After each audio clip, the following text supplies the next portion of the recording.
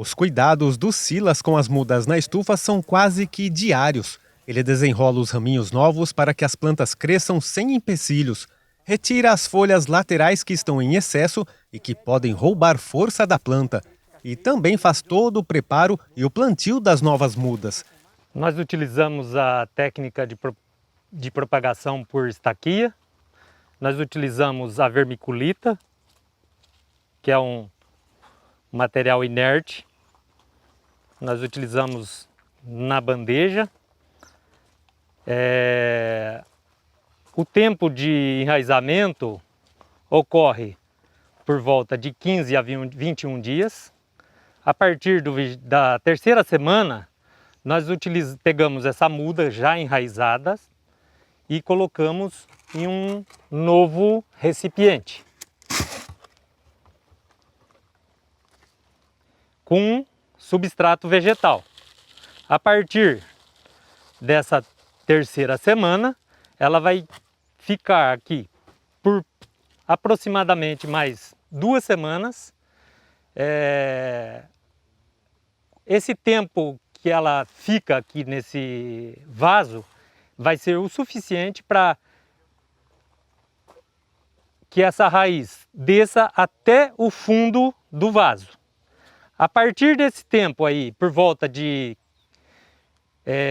4 a 5 semanas, ela precisa ir a campo, porque ela já estaria bem desenvolvida, que é uma nova planta, já com todas as características necessárias para que ela se estabeleça a campo.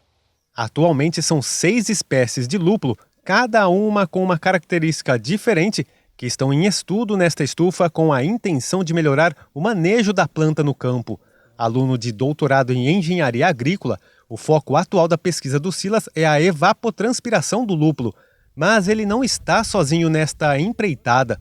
Pelo menos 8 alunos, entre graduação e pós-graduação, e 3 professores estão ligados ao Lupan, o grupo de pesquisa Lúpulo, Aplicações e Manejo, ligado à Faculdade de Ciências Agronômicas da Unesp em Botucatu e criado em 2018. Quando nós fomos contratados aqui na Unesp de Botucatu, na Faculdade de Agronomia, nós achamos importante trabalhar, usar todo o conhecimento gerado, da nossa área de especialização para alguma cultura.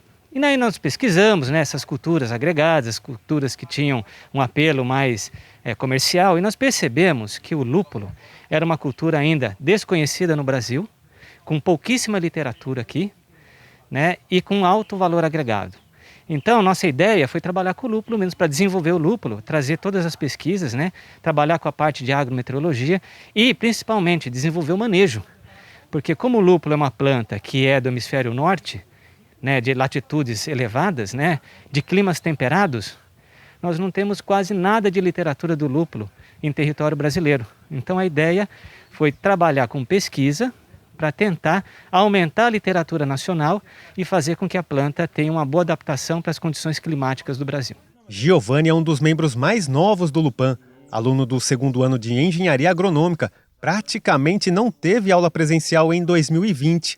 Em abril de 2021, quando retornou às atividades no campus, viu o edital aberto para entrar no grupo, buscou informações, se apaixonou pelo tema e foi aceito. Agora, desde agosto, é responsável por mais uma pesquisa que busca entender melhor o comportamento do lúpulo em solo e clima brasileiros. Eu estou trabalhando agora com os graus-dia, que é uma metodologia que a gente está usando para que a gente vai utilizar a temperatura ao longo de todo o ciclo fenológico da planta, para a gente conseguir calcular algumas etapas principais dela. Por exemplo, quando a gente quer saber a floração, a época que ela vai dar a inflorescência, então a gente precisa dessa temperatura porque ela reage diretamente com isso, por causa da fotossíntese. Então a gente está fazendo todo esse projeto justamente voltado aí para a temperatura, para a gente conseguir entender todo o ciclo dela, quando que ela vai dar floração, quando a gente vai podar, para a gente conseguir mesmo fazer um planejamento agrícola aí com mais eficácia. Hoje, praticamente toda a produção mundial de lúpulo é utilizada pela indústria cervejeira. A lupulina, esse pozinho amarelo que tem dentro da planta, confere o amargor e o aroma característico da cerveja. A quantidade de lúpulo, a espécie dele e o momento da adição do ingrediente no preparo é que dão as características diferentes às bebidas, especialmente às artesanais. Mas se engana quem pensa que a planta tem uso restrito a esse mercado cervejeiro. Na área de cosméticos, ainda já tem algumas iniciativas fora do país que trabalham com lúpulo em shampoos, em sabonetes, em cremes, né? O lúpulo ele é um ansiolítico natural. Então, existem empresas, né, alemãs que utilizam o cone para forrar travesseiro para poder combater a ansiedade e distúrbios de sono. O lúpulo também ele é um fitoestrogênio, então ele serve para reposição hormonal de pessoas que têm problema na menopausa. Ele também é um antibiótico natural, misturado em ração de frango.